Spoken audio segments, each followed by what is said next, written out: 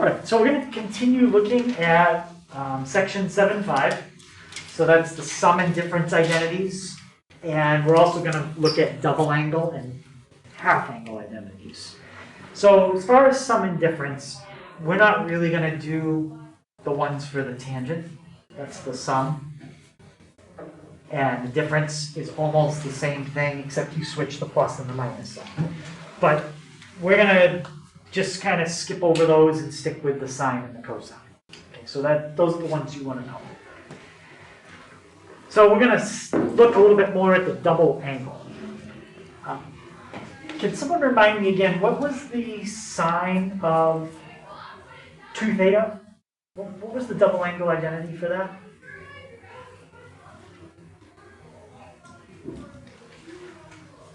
Yeah, Sarah? 2 sine theta times cosine. 2 sine theta times cosine theta. Yes.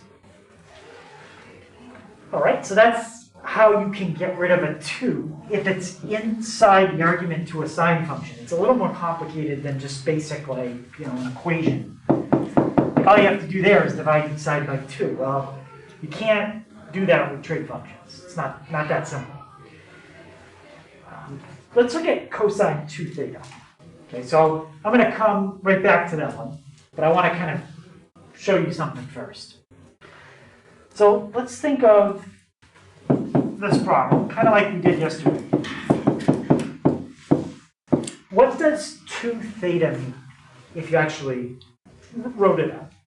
Yep. Theta times theta, theta plus theta. It means theta plus theta. So that doesn't get rid of the 2. Theta plus theta is still 2 theta, but we have a cosine sum identity that we can use on that, and then let's see what it comes out as. Okay. All right, how about, Jack, can you remind me what is my cosine sum identity from yesterday? Yesterday? Yeah.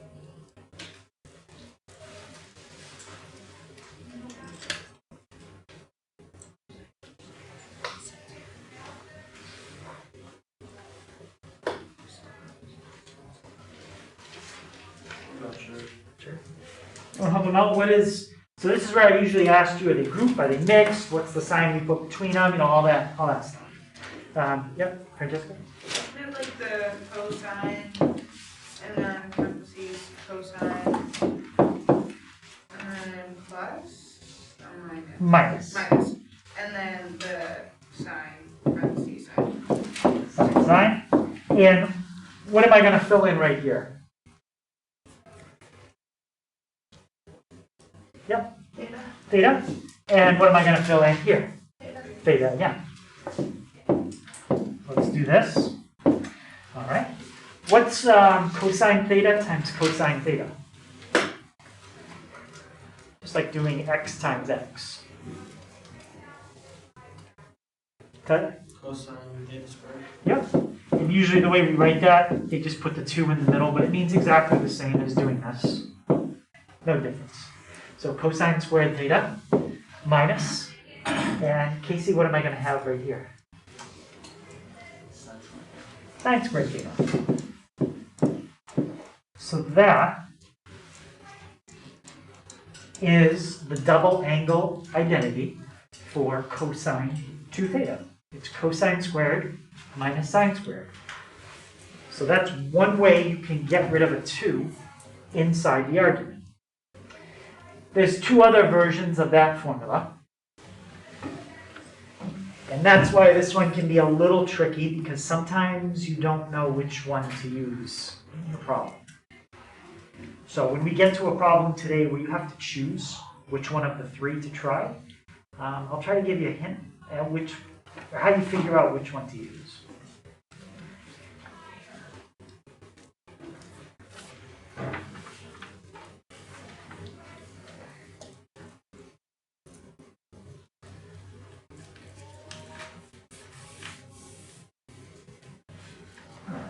Any questions on that? Now there is a double angle identity for tangent. Again, it's not one that we're really going to focus on. So as far as like what you need to know for the test in the homework, it's the sine 2 theta and the cosine 2 theta. All right, I'm going to try to double check tonight and make sure there's no tangents in the homework. But if you want to write it, you can, but it's up to you. All right, so those are all our double angle formulas, these being the main ones we're going to focus on. So let's practice another problem that's kind of similar to what was in the homework. And the directions say to rewrite what you're giving here so that you only have an x in the argument. You can't have a number with it, you can't have anything else with it. So is there anything that they already gave me in this problem that is okay? I don't have to do anything to it. Yeah? 2 cosine x. Yeah, the 2 cosine x is fine. What they don't want is a 2 next to the x. So first part's fine. 2 cosine x.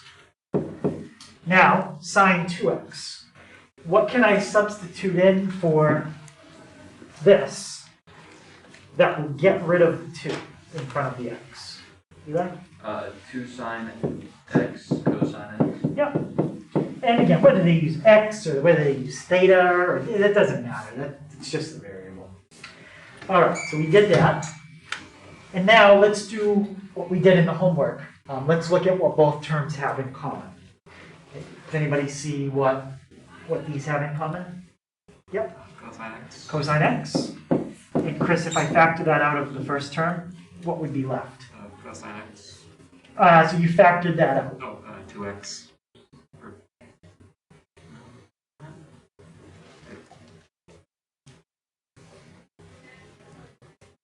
Just 2. Just 2. Just 2. And if you factor cosine x out of the second term, what would be left there? Zach? 2 sine x. Now that's okay. What I probably would have done here is I still see something else they both have in common. I probably would have pulled that out with it. But does anybody see what else that they still have in common? Yeah? The 2. The 2. So if we had taken the 2 out and the cosine out at the same time, you would have had this. And that's as factored as you could write it. All right, so any question on that one?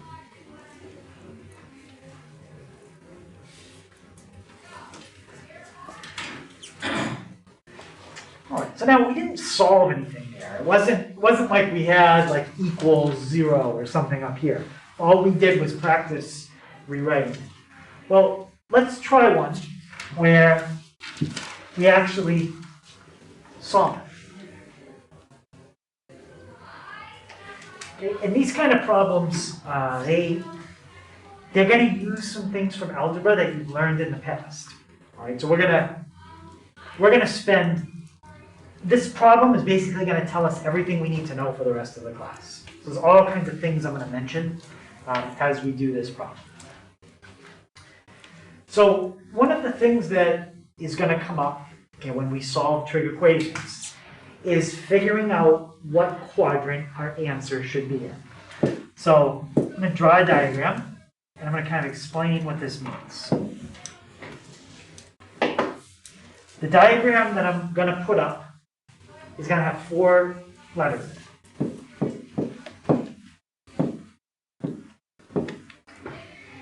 And what this diagram tells you is what trig functions are positive in certain quadrants. If you give me an angle between 0 degrees and 90 degrees, and I take the sine, the cosine, or the tangent of it, all of the trig functions come out positive between the angles of 0 and 90. They all come out positive. If you pick an angle between 90 and 180 degrees, and you take the sine of it, it will come out positive. The only ones that come out positive between 90 and 180 are the sine functions. The cosine functions will come out negative, and the tangent functions will come out negative. I can write this a different way in a minute, but I think this is probably the simplest, most compact way.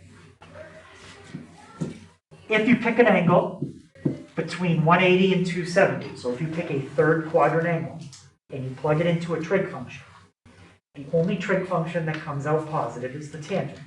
The sine comes out negative, the cosine comes out negative. And if you pick an angle between 0 and 306, between 270 and 360, that's a fourth quadrant angle. If you plug that into a trig function, the cosine will come out positive. The sine and the tangents will be negative.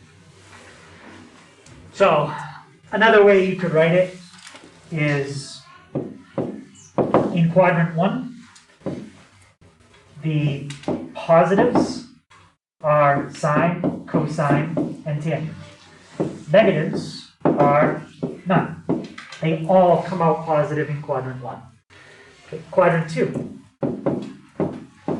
The only one that comes out positive is the sine. The ones that come out negative are the cosine and the tangent. Okay, quadrant 3. The positive ones there are the tangents. The negatives, well, everything else. The sines and the cosines. In quadrant 4, the positive is the cosine. And the negatives, everything else.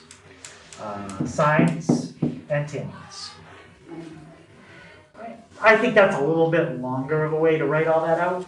I like the ASTC diagram a little better, but that spells everything out for you. Okay. Any questions on what this diagram is explaining?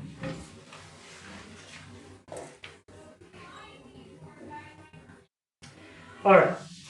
So the other thing that's going to come up when we solve one of these problems is multiple answers. Whether or not we're looking for a positive answer or a negative answer, this diagram is going to help us to figure out the quadrant we should be in. But that's all that this diagram does. So if you're looking, for example, for a quadrant where sine is positive, well, you'd be looking for an answer in quadrant 1 and quadrant 2. But once you're in quadrant 2, there's a calculation you have to do in that quadrant to get the answer. And I'm going to show you what those calculations are. So, when we get an answer that's in quadrant 1, it's going to be between 0 and 90. If an angle is between 0 and 90, that's called a reference angle. Okay, reference angle. Once you know your reference angle in a problem, you can use that to figure out the second answer. Okay, because there's usually 2 answers to these kinds of problems. Well, there could be more, but usually at least 2. So to figure out this first answer, we're just going to use a calculator. And you'll see when we get to it how we do that. In quadrant 2, if you're looking for an answer in quadrant 2, the way you get that answer is you take 180 degrees and you minus the answer that you already had. How would you know if you're looking for an answer in quadrant 2? Because the problem would let you know you're looking for where the sine is positive. That's how you know you're in quadrant 2. If you are looking for an answer in quadrant 3, the problem would tell you you're looking for where the tangent is positive. Most likely, you would already have an answer in quadrant 1, because that's one place that the tangent is positive. But it's also positive in quadrant 3. To get a quadrant 3 answer to a problem, you do 180 plus the answer that you got from using the calculator in quadrant 1. And if you're looking for a quadrant 4 answer, the directions of the problem would indicate you're looking for where cosine is positive. Cosine is positive in quadrant 1 and 4. So if you have the answer in quadrant 1, which you have to get that first using the calculator, the answer in quadrant 4 is 360 minus the answer in quadrant 1. So this diagram is going to be really useful when we're solving any type of trig equation. We're going to need it again tomorrow. Not going to go through it in as much detail. I'll sketch it quick if we need it, but I'm not going to explain it again from scratch. Does anybody have any questions on that diagram? All right, so let's work through a problem, and we'll start, actually, we won't even start with this one. I'll start with something a little simpler that still uses this diagram. This one's a little more complicated, right?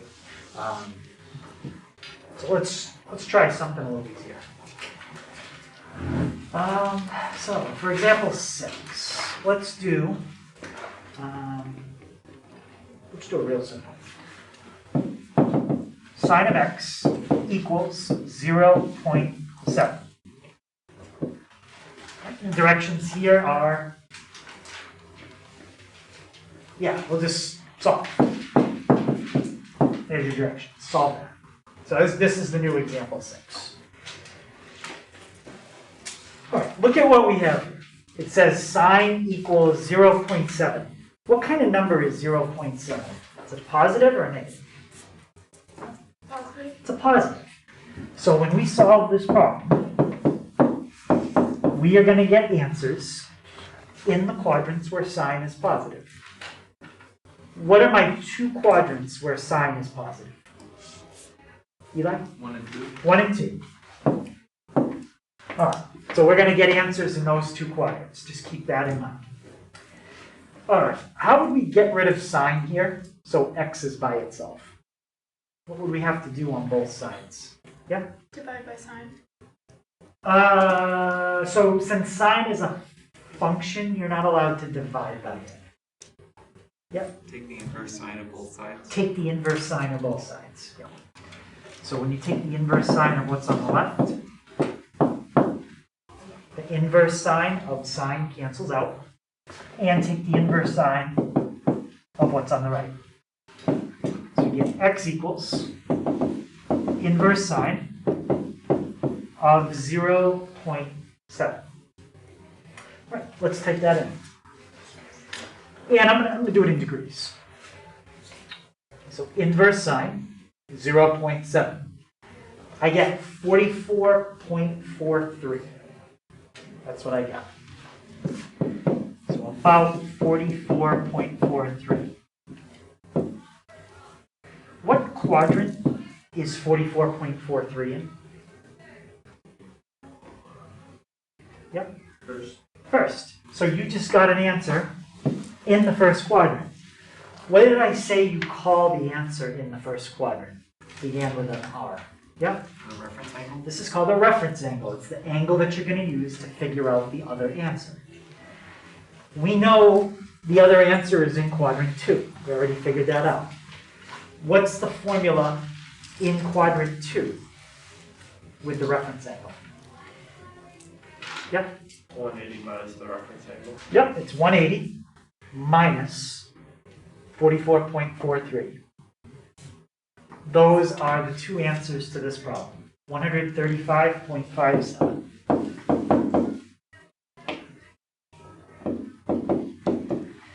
And if you're not sure you did it right, just plug them back in. Take the sine of each answer that you got, and it should come out to 0.7. Let's try it. Take the sine of 44.43. I got 0.70004. Why didn't I get exactly 0.7? Yeah. Because x was an estimate. Yeah, those are just estimates. They're rounded.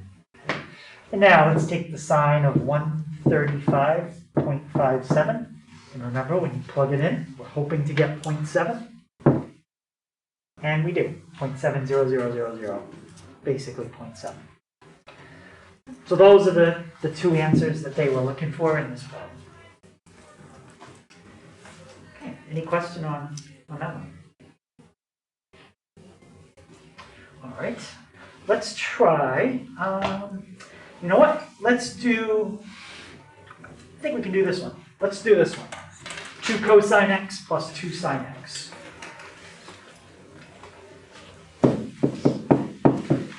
2 cosine x. What was it again? 2 cosine x plus sine 2x. 2 cosine x plus sine 2x. Now, the only thing I'm going to do in this problem is I'm going to set it equal to 0. So now I've made it an equation, which is something I can solve. We've already done the left-hand side. Let's just copy down what we already did. It turns into 2 cosine x times 1 plus sine x. 2 cosine x, 1 plus sine x.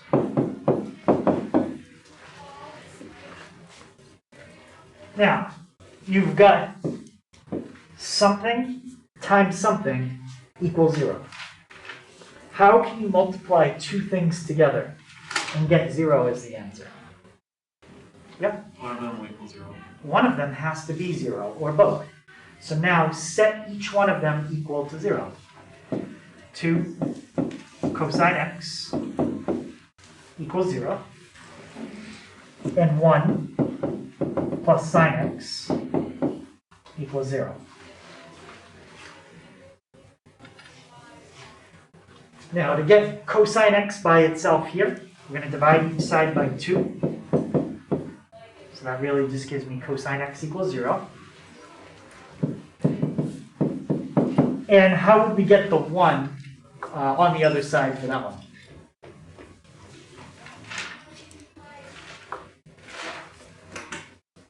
Yeah. Minus 1. Minus 1.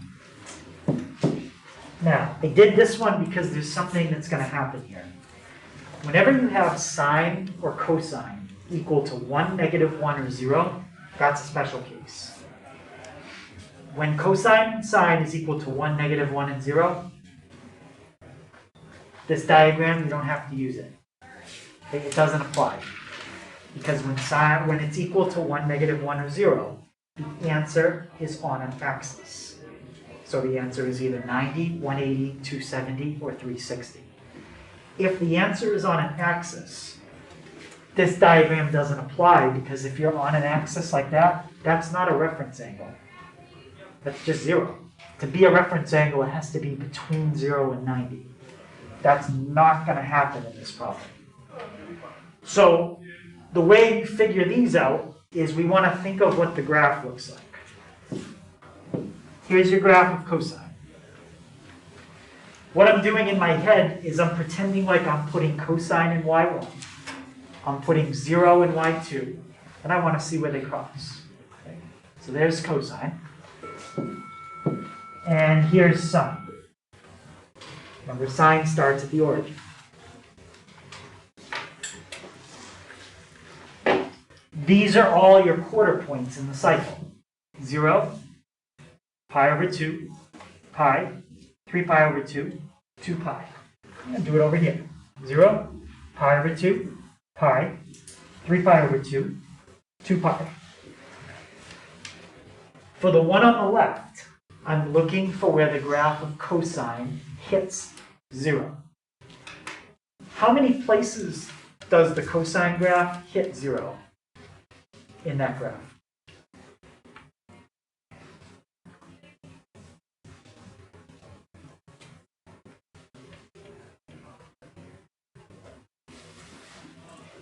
Ethan?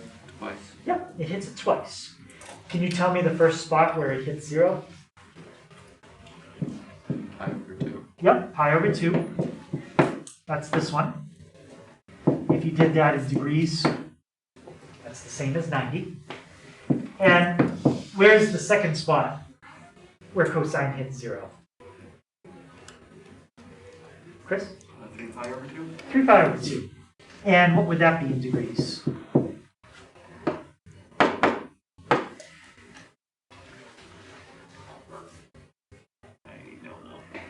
Well, what's this? 90. 90. So 270. 270. Yep.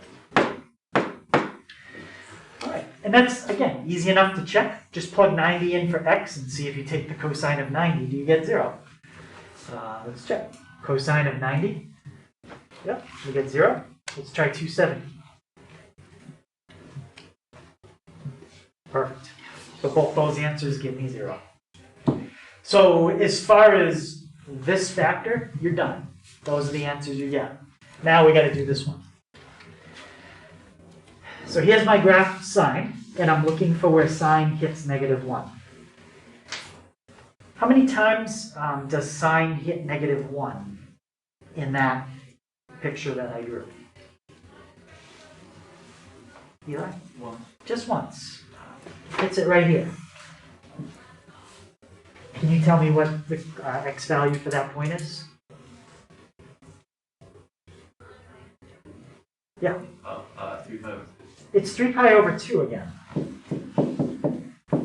So, does that give me any new information that I didn't already have? You think, Sarah? No. I already had 3 pi over 2 as an answer. You don't have to tell me it's an answer twice. So, if I had gotten a different answer, then it would have been useful. Bless you. God bless you. But we didn't get anything new here, so these are the only answers to this problem. So does that mean you can just really ignore the second one all the time? No. Usually it comes out as a different answer. But this time it did. Okay, any question on that one? All right, let's take a look at, so that was example 7. Let's try this one. Let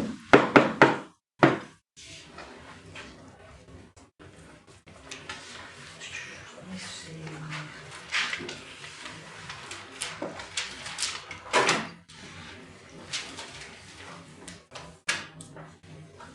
Let's try one in the book. This one that has the 3 in it that I skipped, this cosine 3x, when it has a 3, that makes it kind of a not fun problem. So let's try one that just has up to a 2. Okay, so this is number 18 in the book. Let's try this one.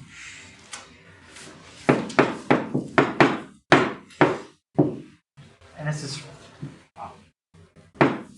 is from page 417. All right, so it says sine 2 theta plus cosine. Yeah, let's try that. Sine 2 theta plus cosine 2 theta.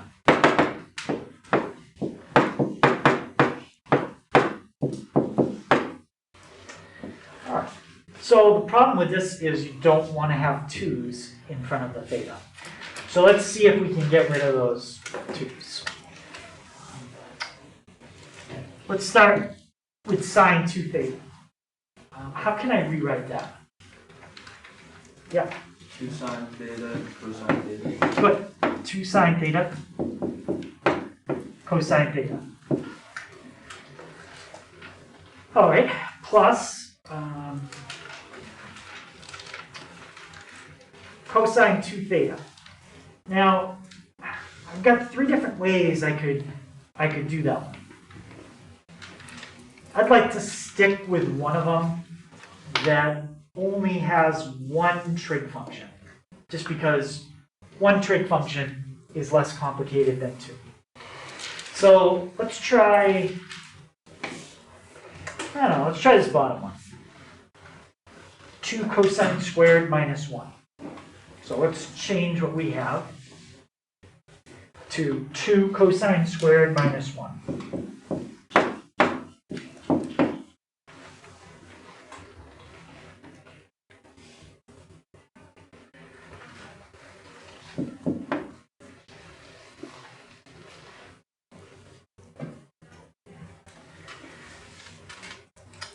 And I think with this one, that's probably as far as you can really go, because they didn't actually ask you to solve this. I just set it equal to 0 to see if we could. All they had you do in the book was this. Rewrite it without a 2, where the theta is. So we've done that. And I think the reason they didn't have you solve it is because that's going to be pretty difficult. I don't see an easy way to solve that one. All right, so for directions here, I'm just going to erase the equal 0. And I'll just say rewrite in terms of sine theta and cosine theta. And we did it. Any question on that one? All right, let's try one more where we can solve. And for that, I'm going to look one up.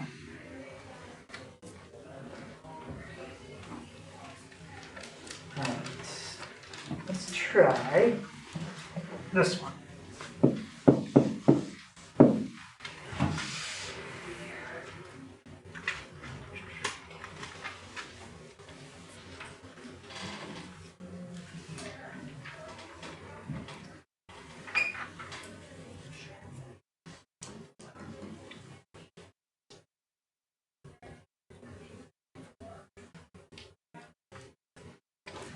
Let's try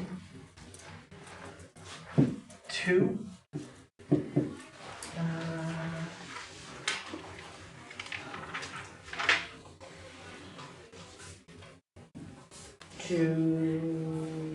Yeah, that's okay. 2 sine squared. I'm going to use t as my variable. So 2 sine squared t minus sine t minus 3 equals 0. Now, does that kind of look like a type of equation you've seen before? Anybody recognize the pattern there, what it kind of looks like? Yep. It kind of looks like a quadratic. Yeah, it's basically a quadratic. Solving this problem is going to be exactly the same as solving that problem. There's not really going to be much of a difference. So what you want to try to do is either factor it or use quadratic formula. We're going to talk about how you use quadratic formula on this tomorrow. It's very similar to how you know how to do it already. But this actually factors. And if it confuses you to factor this, well, then put this back and let's factor this one. The only difference that I've done to make this look simpler is I changed all my sine t's to x's. But it's other than that, it's exactly the same thing. So how would you factor this? What would be my first term in each set of parentheses? Okay. X. Yep, an x, and what about here? Also be an X. Yep, that would also be an x. What about my symbols? 2 pluses, 2 minuses, or one of each? Yep, One of each. yep, one of each. Now I need 2 numbers that multiply to give me 3.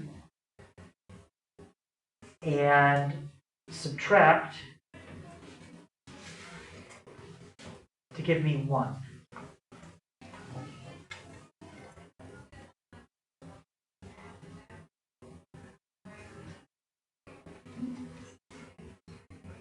I might have to adjust one of these numbers to make it work, because I'm not sure.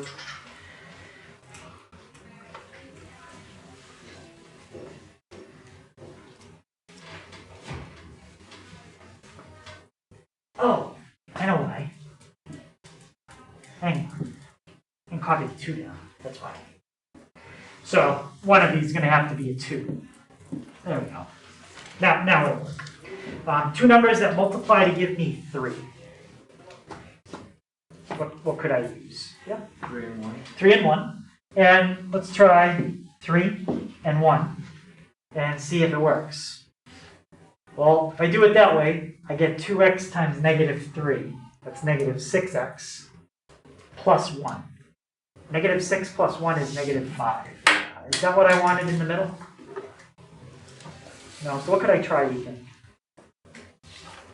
The positive 3, negative 1. You could, but that still won't work, because we have more problem with than just the symbol being wrong. We have the complete wrong number.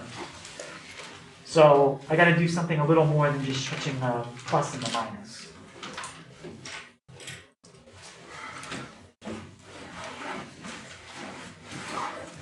Switch the 2x.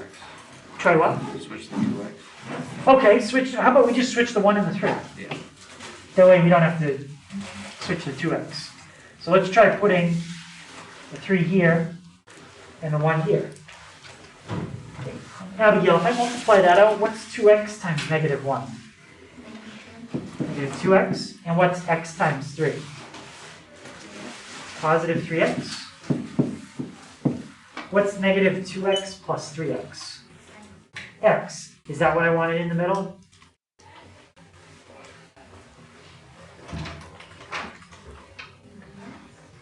What? Yes. Do you see a plus x in the middle? But that's a plus x, right? Yeah. I'm not seeing a plus x here. I've got a minus x. So we're close, but what do we have to do to fix it? So you tell me, what do I change here? Then what do we have to change here to fix it?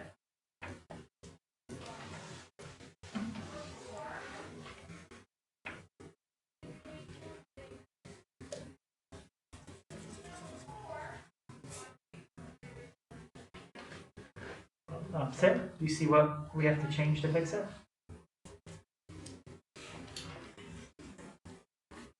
Ethan? Switch the signs. Yeah, switch the signs. Alright, so now we have 2x squared plus 2x minus 3x. Well, plus 2 minus 3 is negative 1, and negative 3 times 1 is negative 3. So now we have it factored. But we factored this. I want to factor that. So based on what we just did, anyone think they can tell me what would go in the parentheses to factor what's in the box? Yep. 2 sine t minus 3, Mm-hmm. and then sine t plus 1. Sine t plus 1. That's exactly the same thing, right? So now we factored the original problem, just like you would factor a quadratic. It's exactly the same kind of factoring. So we have 2 factors, 1, 2. Once you have 2 factors, what do you do with each factor? Yeah? Set them equal to 0. Set them equal to 0. So 2 sine t minus 3 equals 0. And sine t plus 1 equals 0. Matt, how would I get sine t by itself here? Subtract it. Subtract what? 2 sine t. So what if you had 2x minus 3 equals 0? How would you solve for x? You would add 3 on the other side Yep, and then and divide by? 2x. You wouldn't divide by 2x to get x by itself. 2. 2. So we're going to do the same thing here. Add the 3 to the other side. Divide by 2. Now you're ready to take the inverse sign on each side. All right, and let's do this one. Sine t equals negative 1. All right. Does anybody remember when we do inverse sine? What's the domain of inverse sine? Like what are you allowed to plug into it? Numbers between what and what?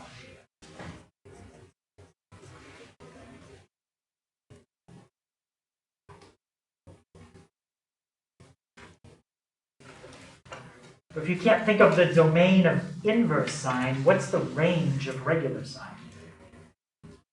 Yeah? Is it -1 to 1? It's -1 to 1. What's 3 divided by 2?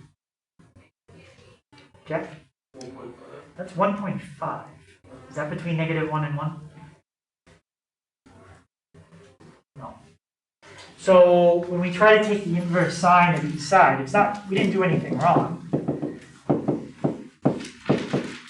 It's just when you do inverse sine of 3 over 2 or 1.5, you're going to get a domain error. Okay, so that means that there is no solution from this factor. Okay, so let's look at the other one. Sine t equals -1. I think we've already done that problem right here. So when the sine equals -1, the answer is 3 pi over 2. And that's the only answer that you get for this one. So t equals 3 pi over 2, and that's all based on the graph that we already did once. All right.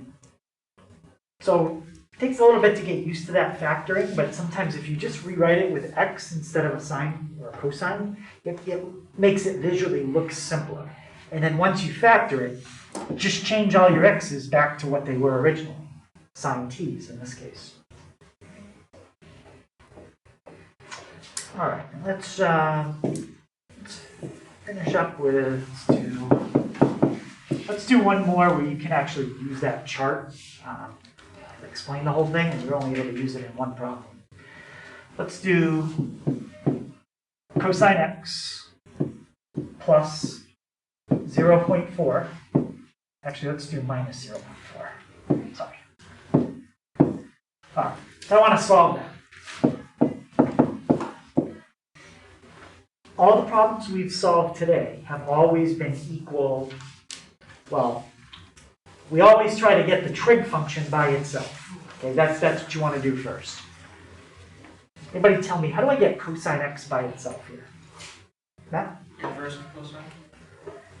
We're not solving for x yet. We're going to do that in the next step. But right now, we want to get, before you can do inverse trig, you have to get the trig alone. You can't have anything else next to it. Yep. You would add 0.4 to the right side. Yeah, let's add the 0.4. Now you're ready to do inverse trig. But before you do it, I just want you to quickly think. We're looking for where the cosine equals a positive number. What two quadrants does cosine come out positive in? Yep. 1 and 4. 1 and 4. That's where we're looking for answers. So x equals the inverse cosine of 0.4. Let's see what we get. 66.42. So we just got an answer right there.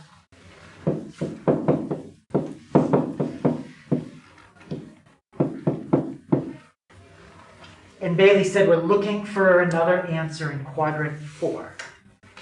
What do you do with your reference angle to get an answer in the 4th quadrant? Yeah. 360 minus reference angle. Yep. So 360 minus that reference angle, you get 293.58.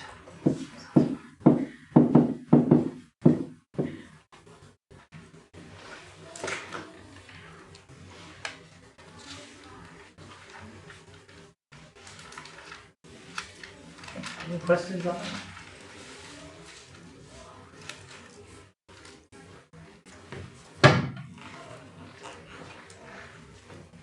All right, so we'll practice using that chart quite a bit more tomorrow, and we'll also look at using the quadratic formula to solve equations. All right, so let me just double check these. So 18 might change a couple, so hold on. 18 is good. 29, that's a graphing calculator one. 31A. We'll talk about that one. 37. That's like what we were just doing, using the ASTC chart. 41, yep, that one's okay, and 45, we don't have to do that one. All right, so I'm just gonna replace that one question. Let's do instead 39.